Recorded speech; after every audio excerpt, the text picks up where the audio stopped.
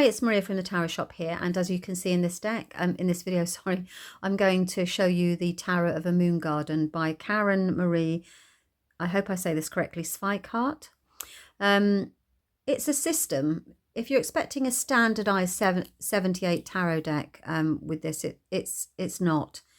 It's an entire system, and it's amazing. You will either love this or you won't, but it's she wrote a poem. I can't find it actually. So Karen wrote a poem. She was inspired to write this poem through the Aquarian tarot deck that she bought and a Beltane festival. So she basically wrote this poem, which I won't read to you because it will take forever. But if you want to read it, I suggest you quickly pause the video and read it. And then she took her time. It seems that she took her time to then create this deck, and it's been with her every single step of the way. So this is the culmination of her work. She has got so we do the tarot initiation. You remember when I said it's like an entire system, because basically there's she goes through this whole tarot initiation and the rites of consecration for this particular deck. Then she talks about rites and readings, and there are basically 3 things for each card. You've got the rendering, which is basically the symbols on each of the cards. The reading, which we would understand is how you read the card, and the ritual. So she's got these 3 aspects to it. There's also the Wheel of the Year, symbols and systems. And then you go into the major arcana, and within this book you've got the card, and then the rendering, which is what's in the card. So it describes all of the imagery and the reason that it's included within the card. And she takes the symbology from tarot, she says, hundreds of years ago. So it's very traditional. Obviously, although the cards aren't traditional. The reading and the ritual, and she goes through that for each of the major. And then when it comes to the minor, then you've got this moon garden poem that she wrote. And then you've got each of the suits, and she starts with the king and then descends towards the ace. Slight renaming of them. So you've got swords, but then you've got staffs as opposed to wands. So just that minor change there. Pentacles are pentacles. And then at the end of the book, if I remember rightly, she also has an appendix here. So you've got an Empress Oatcakes. There's some lovely little extra. It's got a very witchy feel about it, I have to say. Right, so let's pop that to one side, and it's very, and then you also have this template here, so you can lay your cards out on here. It's called the Wheel of the Year spread, and it's obviously with this deck. So look at these. Can you see how beautiful they are? Look at the purple. They are stunning. They're narrower than a standard deck. I haven't got one to hand, otherwise I'd show you, but they are narrower. They really glide. They're gorgeous in hand. No sticking at all. Very free moving.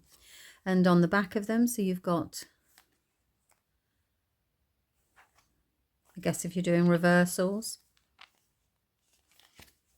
Okay, so let's take a look at these cards. I've got the overhead on, but these are matte, so it shouldn't affect them. It's another grey day here, unfortunately. So without really reading the book, I'm not going to know too much around what's the content of each of the. She's got the Torah in her hand, so she's taken all of the symbology from our familiar Rider-Waite decks, that, you know, with the ones that we're used to, and actually incorporated them in the cards. So they are very striking. Love that, Lovers. So we've got unicorns as opposed to the Sphinx. So it's the blending, I would call it the blending of worlds again.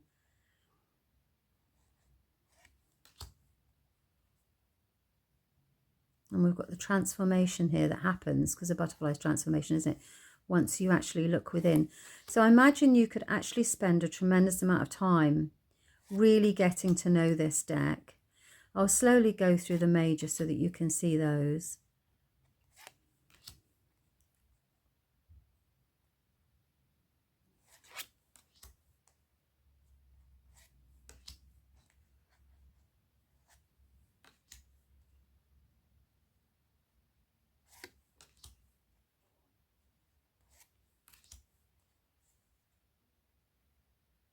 Yes, the dogs.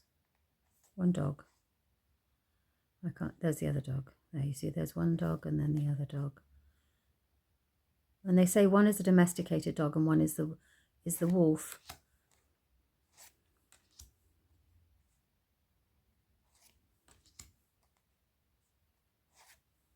Okay, and then we have pentacles. So characters are still in here. And the butterflies are pretty much throughout. Oh, the icicles. I'm having a little bit of naughty disturbance today electronically, so it may flicker slightly on the camera. If I just notice then, so hopefully it doesn't affect the video too much because we've got quite a few decks to go through. But yeah, we're having a little bit of interference today. Should we put it down to Mercury retrograde again? Well, I think it's actually finished now. But nonetheless, I was reading that Michelle Knight said we've got like literally another 2 weeks of Aries. Oh, I can't remember now. Sorry, I should focus on the tarot cards as opposed to. But there's something still going on. So we're in the shadow of something. If you know what it is, then please write in the comments and let me know. But I know that we're going through something still for another couple of weeks. So there's a lack of characters in these, but you've got the magical characters as opposed to the human characters. Staffs, and then we're back to them again. So we've got the page, the knight.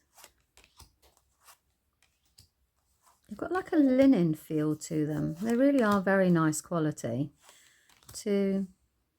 Yeah, so magical. So this is the Tarot of a Moon Garden, borderless.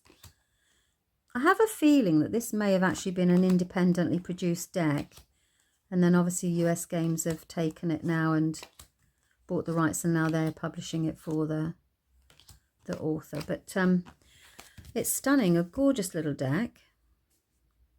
So the interference was to a minimum there. Okay, and then it comes, as I said, with this template, the book, and the box. Okay, so I hope you've enjoyed that, and thank you very much for your time. Bye-bye.